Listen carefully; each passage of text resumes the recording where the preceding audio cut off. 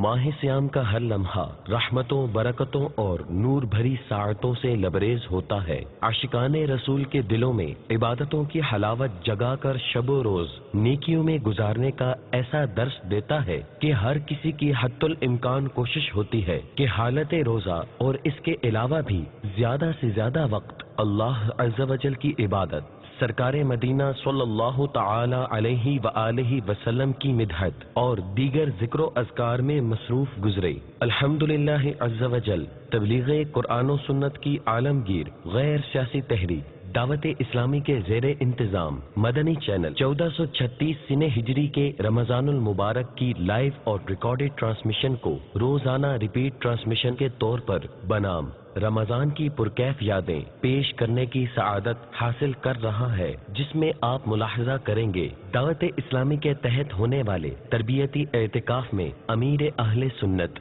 دامت برکاتہم العالیہ کا معتکفین عاشقان رسول کی تربیت کرنا، معتکفین اسلامی بھائیوں کا امیر اہل سنت کی مبارک صحبت میں سحری و افطاری کرنا، امیر اہل سنت دامت برکاتہم العالیہ کا روزانہ 2 مرتبہ مدنی مذاکرہ قرب افطار، اللہ عز و جل کی بارگاہ میں مناجات کا سلسلہ۔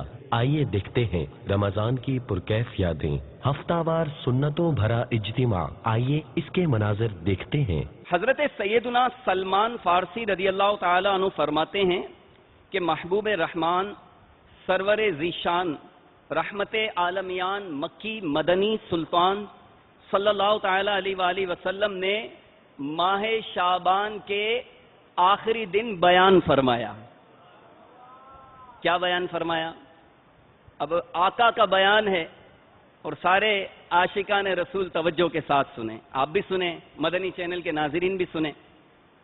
ہمارے آقا صلی اللہ تعالی علیہ وآلہ وسلم نے شعبان المعظم کے آخری دن بیان فرمایا کہ اے لوگو، تمہارے پاس عظمت والا برکت والا مہینہ آیا، وہ مہینہ کہ جس میں ایک رات ایسی بھی ہے جو 1000 مہینوں سے بہتر ہے۔ اس ماہ مبارک کے روزے اللہ عز و جل نے فرض کیے اور اس کی رات میں تطوع قیام سنت ہے۔ جو اس میں نیکی کا کام کرے تو ایسا ہے کہ جیسے اور کسی مہینے میں فرض ادا کیا۔ اور اس میں یعنی رمضان المبارک میں جس نے فرض ادا کیا تو ایسا ہے کہ جیسے اور دنوں میں 70 فرض ادا کیے۔ اب ایک فرض اگر رمضان المبارک میں ادا کریں، ایک نماز مثال کے طور پہ ظہر کی نماز اگر ہم رمضان المبارک میں ادا کریں، رمضان کے علاوہ ادا کریں تو ایک ہی نماز کا ثواب پائیں۔ اور رمضان کا مہینہ کتنا پیارا، عظمت بھرا، ثواب بھرا، نیکیوں بھرا مہینہ ہے کہ اس میں وہی ظہر کی نماز پڑھیں گے، اتنی ہی رکعتیں پڑھیں گے، لیکن 70 نمازوں کا ثواب ہے۔ مزید میرے آقا صلی اللہ تعالی علیہ وآلہ وسلم نے ارشاد فرمایا، یہ مہینہ صبر کا ہے اور صبر کا ثواب جنت ہے۔ اور یہ مہینہ مؤاسات یعنی غمخواری اور بھلائی کا ہے، اور اس مہینے میں مومن کا رزق بڑھا دیا جاتا ہے۔ جو اس میں روزہ دار کو افطار کرائے اس کے گناہوں کے لیے مغفرت ہے اور اس کی گردن آگ سے آزاد کر دی جائے گی، اور اس افطار کرانے والے کو ویسا ہی ثواب ملے گا جیسا روزہ رکھنے والے کو ملے گا، اور بغیر اس کے اجر میں کچھ کمی نہیں آئے گی۔ جو روزہ دار کو روزہ افطار کرائے گا تو روزہ دار کو تو روزہ رکھنے کا ثواب ملے گا، اس کو بھی روزہ رکھنے کا ثواب ملے گا، اور اس روزہ دار کے ثواب میں کوئی کمی نہیں آئے گی۔ ہم نے عرض کی، یا رسول اللہ صلی اللہ تعالی علیہ وآلہ وسلم، ہم میں سے ہر شخص وہ چیز نہیں پاتا کہ جس سے روزہ دار کو افطار کرائے۔ سبحان اللہ، کیا بات ہے ہمارے آقا کی رحمت کی۔ آپ صلی اللہ تعالی علیہ وآلہ وسلم نے ارشاد فرمایا، اللہ تعالیٰ یہ ثواب تو اس شخص کو بھی دے گا جو ایک گھونٹ دودھ یا ایک کھجور یا ایک گھونٹ پانی سے روزہ افطار کروائے. اور جس نے روزہ دار کو پیٹ بھر کر کھلایا اس کو اللہ تعالیٰ میرے حوض کوثر سے پلائے گا کہ کبھی پیاسا نہ ہوگا یہاں تک کہ جنت میں داخل ہو جائے. الا اللہ الا اللہ الا اللہ الا اللہ الا اللہ الا اللہ اللہ اللہ اللہ اللہ اللہ. اے مولا نمازوں کی لذت نصیب فرما, خشوع اور خضوع کے ساتھ نمازیں پڑھنا نصیب فرما, تلاوت کا شوق عطا فرما, تلاوت کا ذوق عطا فرما, کثرت درود و سلام کی سعادت دے, ذکر و اذکار کرنے کی توفیق دے, شرم و حیا سے نگاہیں جھکانے والا بنا دے, فضول گفتگو سے ہماری جان چھڑا دے. مولا مسلمانوں کا خیر خواہ بنا دے. آمد رمضان ہے, آمد رمضان ہے, آمد رمضان ہے, آمد رمضان ہے. مرحبا صد مرحبا پھر آمد رمضان ہے. کھل اٹھے مرجائے دل, کھل اٹھے مرجائے دل, تازہ ہوا ایمان ہے. آمد رمضان ہے, آمد رمضان ہے, آمد رمضان ہے, آمد رمضان ہے. تجھ پہ صدقے جاؤں رمضان تو عظیم الشان. مرحبا یا ماہ رمضان, مرحبا یا ماہ رمضان, مرحبا یا ماہ رمضان, مرحبا یا ماہ رمضان. تمام عاشقان رسول کو ماہ رمضان کی آمد مبارک ہو. میرے آقا علیہ الصلوۃ والسلام نے فرمایا صوموا تصحوا, روزہ رکھو صحت یاب ہو جاؤ گے. کیا ارشاد فرمایا؟ فرمایا روزہ رکھو صحت یاب ہو جاؤ گے. روزہ رکھنے سے انسان بیمار نہیں ہوتا بلکہ اس کو صحت ملتی. فرمایا صوموا تصحوا, روزہ رکھو صحت یاب ہو جاؤ گے. اللہ کے پیارے رسول مقبول سیدہ آمینہ کے گلشن کے مہکتے پھول صلی اللہ تعالی علیہ وسلم کا فرمان صحت نشان. بے شک اللہ نے بنی اسرائیل کے ایک نبی علیہ السلام کی طرف وحی فرمائی, آپ اپنی قوم کو خبر دیجئے کہ جو بھی بندہ میری رضا کے لیے ایک دن کا روزہ رکھتا ہے میں اس کے جسم کو صحت بھی عطا فرماتا ہوں اور اس کو عظیم اجر بھی دوں گا. دو جہاں کی نعمتیں ملتی ہیں روزہ دار کو, دو جہاں کی نعمتیں ملتی ہیں روزہ دار کو. جو نہیں رکھتا ہے روزہ, جو نہیں رکھتا ہے روزہ, وہ بڑا نادان ہے. مرحبا پھر آ گیا رمضان. روزے سے ثواب بھی ملتا ہے اور ساتھ میں صحت بھی ملتی. اب تو سائنٹسٹ بھی اس کو تسلیم کر رہے ہیں. جی ہاں, آکسفورڈ یونیورسٹی کا پروفیسر مور پالڈ یہ کہتا ہے میں اسلامی علوم پڑھ رہا تھا, جب روزوں کے بارے میں پڑھا تو اچھل پڑا کہ اسلام نے اپنے ماننے والوں کو کیسا عظیم الشان نسخہ دیا ہے. مجھے بھی شوق ہوا, لہذا میں نے مسلمانوں کی طرز پر روزے رکھنے شروع کر دی. عرصہ دراز سے میرے معدے پر ورم تھا. کچھ ہی دنوں کے بعد مجھے تکلیف میں کمی محسوس ہوئی. میں روزے رکھتا رہا یہاں تک کہ 1 مہینے میں میرا مرض بالکل ختم ہو گیا. دو جہاں کی نعمتیں ملتی ہیں روزہ دار کو, دو جہاں کی نعمتیں ملتی ہیں روزہ دار کو. جو نہیں رکھتا ہے روزہ, جو نہیں رکھتا ہے روزہ, وہ بڑا نادان ہے. مرحبا پھر آ گیا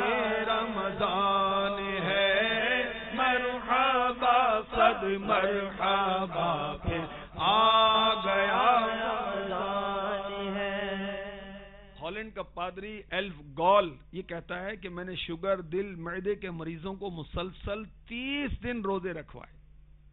کیا رزلٹ نکلا؟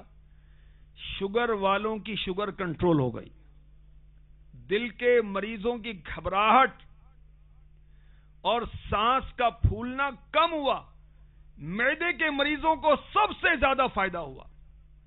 ایک انگریز ماہر نفسیات سگمنڈ فرائڈ کا بیان ہے، روزے سے جسمانی کھچاؤ، ذہنی ڈپریشن اور نفسیاتی امراض کا خاتمہ ہوتا ہے۔ اس کے بعد نشر کیا گیا علم و حکمت سے مزین مدنی مذاکرہ، آئیے اس کے مناظر دیکھتے ہیں۔ حضرت ابراہیم خلیل اللہ علیہ نبی جینا وعلیہ الصلوۃ والسلام یہ اللہ تعالیٰ کے بڑے مبارک اور بڑے ہی برگزیدہ نبی ہیں۔ انہوں نے اللہ کی بارگاہ میں عرض کی، یا رب کریم تو کس طرح مردوں کو زندہ فرمائے گا، میں یہ دیکھنا چاہتا ہوں۔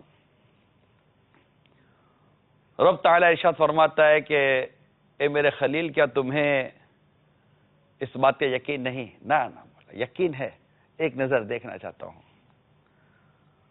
اللہ تعالیٰ نے حضرت ابراہیم خلیل اللہ علی نبینا علیہ الصلوۃ والسلام سے ارشاد فرمایا کہ میرے خلیل 4 پرندے لے لو، ان کو خوب پالو، ان کو ہلاؤ، کھلاؤ پلاؤ، اور پھر ان کو کاٹو، ان کو ذبح کرو۔ ذبح کرنے کے بعد ان کا قیمہ بناؤ۔ قیمہ بنانے کے بعد آس پاس کے جو پہاڑ ہیں ان کے اوپر ان کے گوشت کو رکھو، اور رکھنے کے پاس انہیں پکارو۔ جب یہ پرندے مردہ ہو جائیں گے، ان کے قیمے بن جائیں گے اور ان کا گوشت الگ الگ کر کے آپ پہاڑوں پر رکھ دو، اور پھر انہیں پکارو تو یہ زندہ ہو کر دوڑتے ہوئے تمہارے پاس آ جائیں گے۔ اس طرح تم مردوں کو زندہ کرنے کا منظر اپنی آنکھوں سے دیکھ لو گے۔ حضرت ابراہیم خلیل اللہ علیہ نبینا علیہ الصلوۃ والسلام نے اپنے رب کے حکم پر ایک مرغ لیا، ایک کبوتر لیا، ایک گدھ لیا اور ایک مور لیا۔ یہ 4 پرندے لیے، خوب پالا، کھلایا پلایا ہلایا، اور پھر ان 4 پرندوں کو ذبح کر دیا، ان کے قیمے بنائے اور سب کو اطراف کے آس پاس کے پہاڑوں پر رکھ دیا، اور اپنے پاس ان کی گردنیں رکھ دی۔ پھر اس کے بعد حضرت ابراہیم خلیل اللہ علیہ نبینا علیہ الصلوۃ والسلام نے ان پرندوں کو الگ الگ بلایا۔ مرغ کو بلایا، اے مرغ، اے مور، اے گدھ، اور اس طرح ایک کبوتر۔ جب آپ نے بلایا تو یہ سب انہیں حرکت پیدا ہوئی، ان سب کے گوشت الگ الگ ہوئے، ان سب کے گوشت، پوست، پر وغیرہ سب ایک ساتھ ملنے لگے۔ اب ان کی گردن نہیں تھی، یہ سب 4 پرندے دوڑے ہوئے اپنی گردنوں کے پاس آئے، اپنی گردن سے مل گئے، اور اس طرح یہ زندہ ہو گئے اور اپنی بولیاں بولنے لگے۔ اس طرح حضرت ابراہیم خلیل اللہ علیہ نبینا علیہ الصلوۃ والسلام نے اپنی آنکھوں سے مردوں کو زندہ ہونے کا منظر دیکھ لیا، اور انہیں ایک قلبی ان سے قرار اور اطمینان ہوتا ہے، یہ اللہ کی رحمت سے انہیں نصیب ہوا۔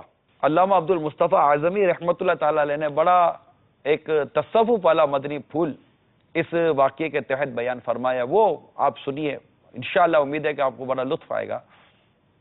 آپ فرماتے ہیں جن 4 پرندوں کو حضرت ابراہیم علیہ السلام نے ذبح کیا، ہر پرندے میں ایک بری خصلت مشہور ہے۔ ہر پرندے، یہ 4 پرندے تھے، ان چاروں میں ایک ایک بری خصلت، ایک ایک بری عادت مشہور تھی۔ مثلا مور ایک خوبصورت شکل والا ہے، خوبصورت پرندہ ہے،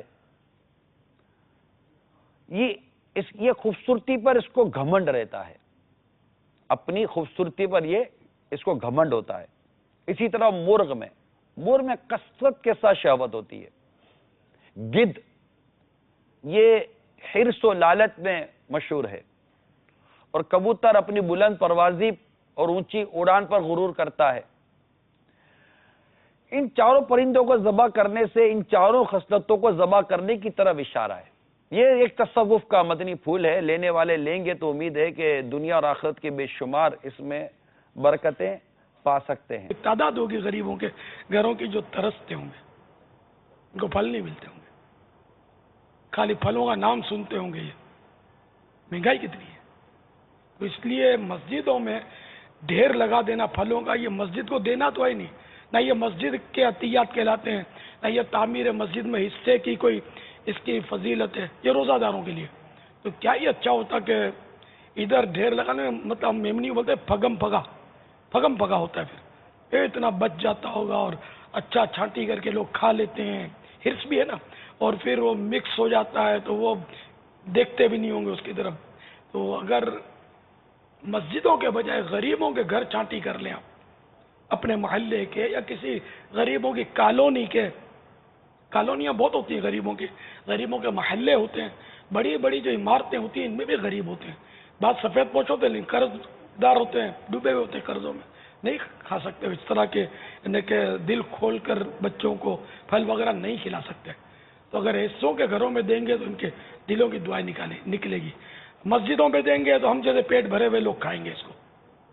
ثواب سے یہ بھی خالی نہیں ہے، افطار جو دیتے ہیں جائز ہے بھی، لیکن دیکھو نا بیپاری ہوتا ہے، 2 پیسہ زیادہ نفع کا اس کا ذہن ہوتا ہے. تو آپ بیپاری بنو کہ نیکیاں آپ کو زیادہ زیادہ ملے. وہ میں آپ کو پتہ دے رہا ہوں کہ غریبوں کو دے. غریب اسلامی بہنیں ہیں، غریب بچیاں، غریب مدنی منیاں امت کی، یہ بھی پھل کھائیں، یہ بھی کباب سموسے اور پکوڑے جو لوگ افطار میں کھاتے ہیں، اس سے یہ بھی کھا کر اپنا دل ٹھنڈا کریں. شربت پئیں بیچاریاں، شربتوں کی بوتلیں آپ ان کو پہنچائیں، کسٹرڈ کے پیکٹ ان کو پہنچائیں، دودھ کے ڈبے پہنچائیں. یہ کسٹرڈ پکا کر یہ بھی اپنا جگر ٹھنڈا کریں کھا کے. پکے پکائے پہنچائیں، بغیر پکائے پہنچائیں. غریبوں گھروں کو دیکھ لیں آپ. آج کل یہ لوگ کہتے ہیں کہ میں نے چوڑیاں نہیں پہنی ہوئی یا تم نے چوڑیاں پہن لی ہیں، ایسا کہنا کیسا ہے؟ یہ مطلب کہنا کیسا ہے، یہ تو ظاہر ایک تانا ہے.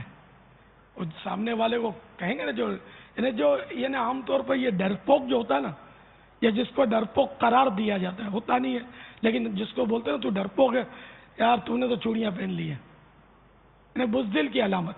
یہ عورت جو ہے نا، یہ عام طور پر دیکھیں ظاہر کو اس طرح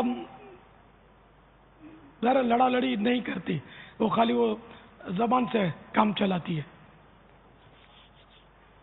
یہ ایک تانا ہے جو یار تو نے تو بس چوڑیاں پہن لیے گھر میں گھس کے بیٹھ گیا. تو یہ دل آزاری کی اس میں صورت ہے. اگر واقعی ایک مسلمان کی دل آزاری اس سے کی جائے گی تو یہ گناہ کا کام ہے. تو اس سے بچنا چاہیے. اور میں نے چوڑیاں نہیں پہنی، منہ توڑ دوں گا اس کا، کیا سمجھا میرے کو. تو یہ ایک بڑے بول ہیں، اور بڑے بول جو ہے نا، یہ بعض اوقات کاک بول اس کے سوبڑے کو پھیر دیتی ہے، دانت توڑ دیتی ہے اس کا. تو شیر کا سوا سے ٹکر جاتا ہے نا، میں نے چوڑیاں نہیں پہنی، میرے کو کیا سمجھتا ہے یا تو میرے کو کیا سمجھتا ہے. پھر اگر اگلا وار کر دے اور توڑ پھوڑ ڈالیں تو پھر بڑی شرمندگی ہوتی ہوگی اپنے بول پر. تو یہ بڑا بول ہے، یہ بھی نہیں بولنا چاہیے. اور دل آزاری کے لیے کسی کو تانا دینا کہ تو نے چوڑیاں پہن رکھی ہیں، یہ بھی نہیں، دل دکھانے والی بات ہے، اس سے بھی بچنا چاہیے. باپا یہ ارشاد فرمائیں کہ جب گھروں میں دال بنائی جاتی ہے تو بچوں کا موڈ آف سا لگتا ہے، کوئی ایسا مدنی پھول ارشاد فرمائیں کہ بچے بھی دال کھائیں. جزاک اللہ خیرہ. السلام علیکم ورحمۃ اللہ وبرکاتہ. وعلیکم السلام ورحمۃ اللہ वबरकातुहू। बच्चों को अब दाल खिलाएंगे, बाजरे की रोटियां खिलाएंगे, तो ज़ाहिर ये इनकी ग़िज़ा नहीं है, इसलिए बच्चों पर शफ़क़त तो यही है कि इनकी पसंद की ग़िज़ा इनको खिलाई जाए। अगर अल्लाह ने आपको दिया है तो इसमें बीच में थोड़ी दाल भी थोड़ी सी खिला दी जाए, थोड़ी सी सब्जी खिलाए। सब्जी भी नहीं खाते, मछली भी आमतौर पर बच्चे शायद नहीं खाते हमारे यहाँ के। बंगाल के गोरबा के यहाँ तो मछली चावल तो बहुत होता होगा, मछली भात मोस्टली शायद ये बोलते हैं। वहाँ चूँकि पानी दरिया बहुत है, हमारे यहाँ शायद मछली भी बच्चे है ना कम खाते हैं, नोट किया मैं, कम खाते हैं। तो इनकी पसंद की ग़िज़ा खिलाई जाए। अब बोलो कि हमारी गुर्बत, वो ठीक है, लेकिन अब बच्चा रोएगा, चिल्लाएगा, नहीं खाएगा, फिर माँ गुस्से में आकर इसको मारेगी, बाप गालियाँ देगा, तो ये सारे साइड इफ़ेक्ट अगर ना हो और शफ़क़त से कुछ दाल खिला दी जाए। जैसे कि वो बकरा सूखा घास नहीं खाता तो हरा घास में उसको मिक्स करके खिलाते हैं ना, तो इसी तरह उसको भी दाल का आदी बनाना है तो इसकी पसंद की ग़िज़ा के साथ साथ कुछ दाल खिला दी जाए। पूरी यानी कि दाल इसको खिलाना, ये सच्ची बात है मुझे समझ में नहीं आता। ज़बरदस्ती बच्चों को इस तरह की चीज़ें खिलाना जो इनकी पसंद की नहीं है और ज़बरदस्ती इनका मूड ख़राब करना, आपसे भी फिर बेजार होंगे। ये घड़ी घड़ी हमको दाल खिलाते हैं। पड़ोस में या मेरा वो दोस्त है, वो तो बोलता है हम चिकन खाते हैं, हम तो ये खाते हैं, वो खाते हैं। और आप भले गरीब हों, लेकिन अब कितने गरीब हैं आपको पता, दाल भी तो मुफ्त नहीं आती, दाल भी मुफ्त नहीं आती। दाल अब इतनी सस्ती भी नहीं रही। दाल के साथ 2-3 बोटियां डाल दें, आप दाल खाएं, बच्चे को बोटी खिलाएं, यार यूं कर ले, बट्टी और दाल मिक्स करके दें, फिर इसको बोले दे दाल भी खानी होगी तब बोटी मिलेगी, तो शायद खा ले। तो ये आदत पर नहीं होता, बचपन से बनाई गई आदत पर नहीं होता। यानी अगर शुरू से अगर ये चीज़ों की आदत डाली गई हो, अभी बाज़ के बारे में सुना है कि बड़ी उम्र वाले भी क्यों ज़िंदगी में कोई दाल खाई नहीं है, ऐसे अफराद भी अगर बचपन से आदी बनाया जाए हर चीज़ का, ये भी दी जाए वो भी दी जाए, तो इससे नहीं होता। मैं समझता हूँ, मैं भी ये समझ रहा सोच रहा था, लेकिन मैंने वही कहा हिकमत अमली से। अब ज़बरदस्ती खाली दाल खिलाना कि वो खाए नहीं, भूखा रहे, जिद करे, माँ कोसने दे, बाप गालियाँ दे, थप्पड़ मारे, ये भी तो होता होगा। रफनेस घरों में कितना है। तो अगर वाकई ये नीयत है कि बच्चा वो गुर्बत में भी गुजारा कर ले, कम आमदनी में गुजारा कर ले, इस नीयत से उसको अदब सिखाने के लिए इस तरह की चीज़ें खिलाते हैं। लेकिन मैंने अगर वो बिल्कुल ही नहीं खाता, अब उसको भूखा रखना तो नहीं, बाप जो है, बाप पर नफका वाजिब है ना कि उसको खिलाए। तो इस सूरत में उसको खिलाना तो पड़ेगा। यहाँ तक कि छोटे बच्चे को रोज़ा रखवाया, अब वो भूख से बेताब है, खाना मांग रहा है, तो उसको खिलाना पड़ेगा। भले वो नोटों के हार इसके गले में ना पड़े तो ना सही, कभी और सही। अब ऐसी गर्मी में आप इसको ज़बरदस्ती रोज़ा रखवाएंगे, ये प्यास से हाँप रहा है, फिर इसको घुमाने ले जाते हैं, और इसमें ज़्यादातर नुमाइशी है। अगर ये नीयत है कि हम बच्चे को रोज़े की आदत डलवा रहे हैं, तब भी इसमें यह देखना ज़रूरी है कि आया ये रोज़ा बर्दाश्त भी कर सकता है कि नहीं। रोज़ा बर्दाश्त नहीं कर सकता, ये बिल्कुल यानी कि वो निढाल हो जाता है, तकलीफ में आ जाता है, तो ये रोज़ा रखवाना ज़बरदस्ती यूं करके ये भी गुनाह है, ये सवाब का काम नहीं है। खाली फ़ोटोएँ खिंचवा कर छपवानी और टीवियों पर चलवानी है क्या आपको? अल्लाह की रज़ा चाहिए, तो इसका इंतज़ार करें कि ये बर्दाश्त कर ले। भले ये 2 साल का है, मगर ये ऐसा फरबे है, ऐसा तगड़ा है कि रोज़े की नीयत पर यह कुदरत रखता है, इसको पता है कि रोज़ा क्या है। 2 साल में इतना ज़हीन है, तो चलो ये रोज़े की नीयत, अगर रोज़े की नीयत ही नहीं समझ, तो पता ही नहीं रोज़ा क्या होता है, आप भूखा प्यासा मारोगे यार इसको, तो इसका रोज़ा कहाँ होगा। नीयत शर्त है, इसमें नयाबत तो हो नहीं सकती कि अम्मी नीयत कर ले कि आज मेरा मुन्ना रोज़ा रखेगा, मेरे मुन्ने का रोज़ा है, اور یہ چیخ رہا ہے کہ کھلاؤ، پانی لاؤ، دودھ لاؤ. یہ اس طرح روزہ نہیں ہوتا. بچہ روزہ سمجھے کہ روزہ کیا ہوتا ہے. اب بچے کو بیٹا روزہ کہاں رکھا ہے تو کبھی دیکھا گیا پیٹ میں رکھا ہے، کبھی بولے گا فریج میں رکھا ہے. ہم لوگ خوش طبی کے لیے پوچھ کر اس کو مزید پکا کرتے کہ فریج میں ہی روزہ ہوتا ہے، فریج میں رکھواتا ہے روزہ. کبھی مطلب دوست کے پاس رکھا ہے، امی کے پاس روزہ رکھا ہے میں نے. کہاں رکھا ہے؟ امی کے پاس رکھا ہے. یہ تو نیت اس کو پتہ ہی نہیں روزہ کیا ہوتا ہے. اب یہ روزہ رکھے گا ابھی تو روزہ تو نہیں ہوا نا، روزہ تو کچھ اور ہی ہے. جو باشعور ہیں وہ سمجھتے ہوتے ہیں کہ روزہ کیا ہے. تو جب تک روزہ کیا ہے اس کی نیت اس کو سمجھ نہیں آتی، اس وقت تک یہ اگر ابو کا پیاسا رہا یہ بس آپ کو روزے کا نہ اس کو ثواب بیچارے کو نہ آپ کو ثواب. اب آپ نے اس پر ظلم کیا، یہ آپ جانے آپ کی آخرت. مدنی مذاکرے کے بعد دیکھا سلسلہ فیضان سحری اور امیر اہل سنت دامت برکاتہم العالیہ کی سحری کے مناظر. آئیے اس کے مناظر دیکھتے ہیں. میرا نام ذوالفقار علی صدیقی اتاری فاروق نگر لال قناة. حبیب بھائی میرے مرشد پیران کی دستگیر بادشاہ کی بچپن کی کوئی کرامات بتا دے. غوث پاک رضی اللہ تعالیٰ عنہ کی بچپن کی کوئی کرامت بیان کی جائے. سبحان اللہ. پہلا دن تھا ماہ رمضان کا. آپ کا جب سحری کا وقت یعنی غوث پاک کا جو پہلا دن تھا ماہ رمضان کا، ولادت بھی ہوئی، فرسٹ ڈے تھا. آپ سحری سے لے کر افطار تک کچھ نہ کھاتے، نہ ماں کا دودھ نہ پیتے، اور جب غروب آفتاب ہو جاتا تو آپ دودھ نوش فرمانے لگتے. اے میرے میٹھے پیارے اسلامی بھائیوں، آپ کی والدہ فرماتی ہیں کہ ماجرا یہ ہوا کہ جب میں نے اپنے صاحبزادے عبد القادر کی میرے پاس ولادت ہوئی تو وہ رمضان مبارک میں دن کے وقت میرا دودھ نہیں پیتا تھا. اگلے سال رمضان کا چاند غبار کی وجہ سے نظر نہ آیا. یعنی یہ رمضان تو ایسا رہا کہ پورے شہر میں مشہور ہو گیا کہ کوئی ایسا بچہ آیا ہے جو رمضان میں گویا روزہ رکھ رہا ہے، افطار کے بعد وہ دودھ پیتے. اور جب نیکسٹ رمضان آیا، چاند میں لوگوں کو ڈاؤٹ ہوا، غبار چھا گیا، تو اب لوگ میرے پاس دریافت کرنے آئے تو میں نے کہا کہ میرے بچے نے آج دودھ نہیں پیا ہے.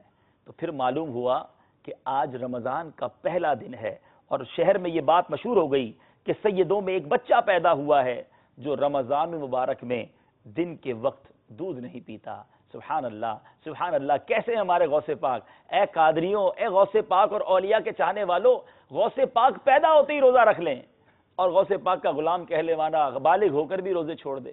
ایسا نہ کیجیے. ہم نے پورے روزے رکھنے ہیں. روزے کے طبی فوائد تو الحمدللہ کافی ٹھیک ٹھاک ہیں، لیکن عموماً دیکھا یہ جاتا ہے کہ اس کے جتنے بھی کلینکل فائدے ہیں وہ ہمیں اچیو نہیں ہوتے، یعنی ہمیں ملتے نہیں ہیں.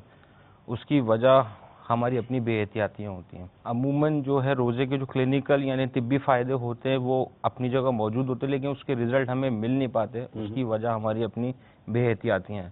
اب یہ کلینکل ریسرچ کنڈکٹ کی گئی تھی. اس ریسرچ میں انہوں نے کچھ نمبر آف پیشنٹس لیے، تو ان پیشنٹس کو انہوں نے شروع کے 11 دن فاسٹ کروایا، کم و بیش 15 گھنٹے کی فاسٹنگ کروائی. بھوکا رکھا، بھوکا پیاسا. ہاں 12 گھنٹے انہوں نے 12 گھنٹے کم و بیش اسی ترکیب سے انہوں نے اسی پیٹرن پہ فاسٹنگ کروائی. یہ وہ مریض تھے جن کو بلڈ پریشر اور شوگر کے امراض موجود تھے. شروع میں فاسٹنگ کروائی، اس کے بعد ان کو 11 دن صرف فلوڈ اور لو ویجیٹیرین ڈائٹ وغیرہ پہ رکھا.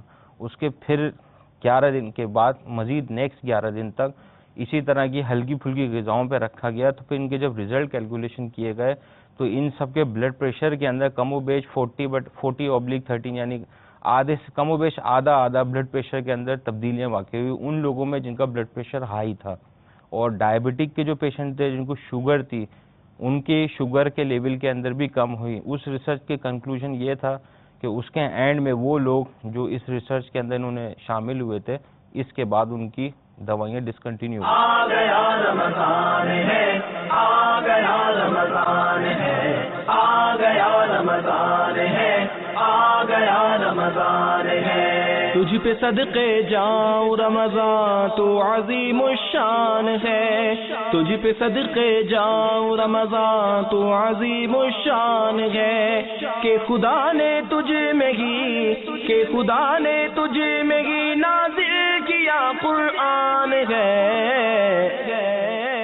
آ گیا رمضان ہے، آ گیا رمضان ہے، آ گیا رمضان रमजान है, आ गया रमजान है। اور ٹرانسمیشن کے آخر میں ملاحظہ کیا USA اور کینیڈا کے ناظرین کے لیے پیش کیا جانے والا سلسلہ بلیسنگ آف رمضان، آئیے اس کے بھی مناظر دیکھتے ہیں۔ چلیں ہم اپنے ایک بہت پیارے سیگمنٹ کی طرف جو بہت انفارمیٹیو ہے، قرآن سے تعلق ہے، یقیناً اشارہ آپ سمجھ گئے ہوں گے، قرآنی صورتیں اور ان کے نام۔ صلو علی الحبیب صلی اللہ تعالی علی محمد وعلی آلہ واصحابہ وبارک وسلم۔ جناب، قرآن اور رمضان کا بہت گہرا تعلق ہے ماشاءاللہ، ڈیفینیٹلی، کیونکہ اسی رمضان کے اندر قرآن کا نزول ہوا۔ ٹھیک ہے، اور اسی مناسبت سے یہ سیگمنٹ بھی ہے، قرآنی صورتوں کے نام۔ اسلام کا یہ حسن ہے کہ کے اندر چیزوں کے جو نام ہیں وہ چیزوں سے مناسبت رکھتے ہیں اور اس کے اعتبار سے ہی ہیں۔ اوکے، مطلب ریلیشن شپ جی، ماشاءاللہ ماشاءاللہ۔ آپ اسی کو لیجئے، موضوع سے آنے سے پہلے چند تمہیدی گفتگو عرض کرتا ہوں۔ جیسے رمضان کو رمضان کیوں کہتے ہیں؟ ٹھیک ہے، مفتی احمد یار خانیمی نے 3 اس کی وجوہات لکھی ہیں۔ جی، یعنی رمضان کو رمضان کہنے کی وجوہات لکھی ہیں۔ اوکے، ایک وجہ یہ ہے کہ رمضان یہ اللہ کا ایک نام ہے، جیسے رحمان۔ اللہ اکبر، سبحان اللہ۔ کیونکہ مفتی صاحب فرماتے ہیں جس طرح مسجد میں اللہ کے کام ہوتے ہیں، تلاوت ہے یا اسی طرح عبادت کی جاتی ہے، نماز پڑھی جاتی ہے، اللہ کے کام ہے، کہا جاتا ہے بیت اللہ، خانہ کعبہ میں اللہ کے کام ہوتے ہیں، تو کعبۃ اللہ۔ تو اسی طرح رمضان میں چونکہ اللہ ہی کے کام ہوتے ہیں، اعتکاف ہے یا تلاوت قرآن ہے یا روزہ رکھنا ہے، یہ ساری چیزیں عبادت میں شمار ہوتی ہیں، اس لیے اس کو رمضان کہا جاتا ہے۔ ایک وجہ اس کی یہ ہے، مطلب the relation ship is that much profound, یعنی وہ جو اگزامپل دی ہے مفتی صاحب نے مسجد والی، کہ مسجد میں چونکہ کام ہی یعنی اللہ تعالیٰ کو راضی کرنے والے ہو رہے ہیں، اللہ کی عبادت ہو رہی ہے، تو وہ اللہ کا گھر ہے، کہا جاتا ہے اسے مسجد بیت اللہ ہے، اللہ کا گھر ہے۔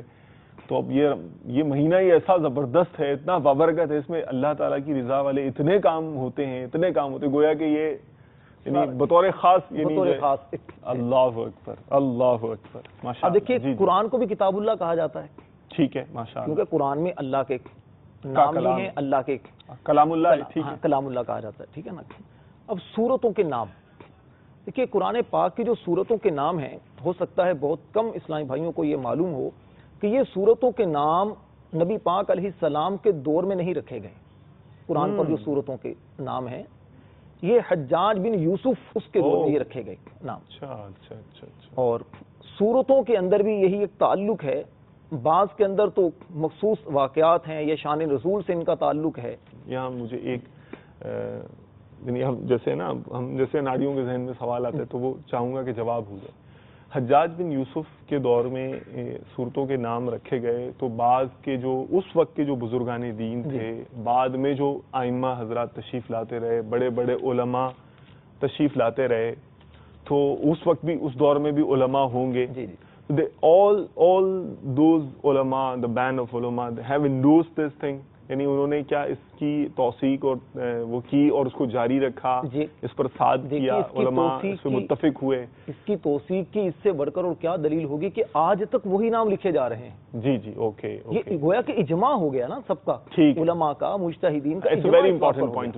جی، اس پر اجماع ہو گیا کہ سورتوں کے نام جو رکھے گئے ہیں تو یہ اچھے ہیں۔ دیکھیے یہاں پر ایک اور عرض کروں، آپ کے سوال کے ضمن میں ہو سکتا ہے یہ بھی چیز آ جاتی ہے بعد میں کہ یہ چیز تو نئی نکالی گئی تو اب کوئی بھی نیا کام اس کو ختم کر دیا جائے، بالکل درست نہیں۔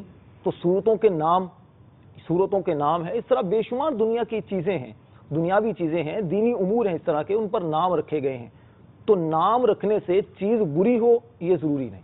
اوکے، ایک پہلی بات تو یہ۔ دوسری چیز یہ ہے کہ نام کو دیکھا جائے گا کہ نام اچھا ہے، کام اچھا ہے تو ٹھیک ہے، کوئی پرابلم نہیں۔ اب ہم بات کریں گے سورہ فاتحہ کے بارے میں، خاص طور پر بڑی مشہور صورت ہے، جی بہت مشہور صورت ہے قرآن پاک کی۔ شاید ایک تعداد ہوگی بچوں کی، بڑوں کی بھی، جو اگر اسٹارٹ کرتے ہیں لرننگ جب، تو میرا خیال ہے سب سے پہلے سورہ فاتحہ یا ہے نا, جہاں نماز میں بھی آتی نا, یہ تو پڑھنی پڑتی ہے, اپنا بھی بچپن بار بار پڑھی جاتی ہے. دوسرا دیکھیں بچے 2-2, 3-3 سال کے بچوں کو سورت فاتحہ یاد ہوتی ہے. نیٹ پر کس طرح مسلم بچے ہیں ان کو سورت پڑھ رہے نظر آتے ہیں. ہمارے مدنی منع اپنے مدنی چینل پر بھی دکھائے جاتے ہیں الحمدللہ. یہ اچھا فاتحہ کو بطور دعا بھی پڑھتے ہیں. حدیث پاک میں ہے نا کہ وہ افضل الکلمتی لا الہ الا اللہ و افضل الدعاء الحمدللہ. ماشاءاللہ, افضل دعا کہا گیا ہے الحمدللہ کو. تو الحمدللہ یہ سمجھ لیں بہت سارے مسلمان, جیسے آپ نے کہا نا ابتدا میں پڑھتے ہیں, تو اسی طرح سے دعا کے طور پر بھی پڑھتے ہیں. ماشاءاللہ ماشاءاللہ, بہت اس کی برکتیں ہیں.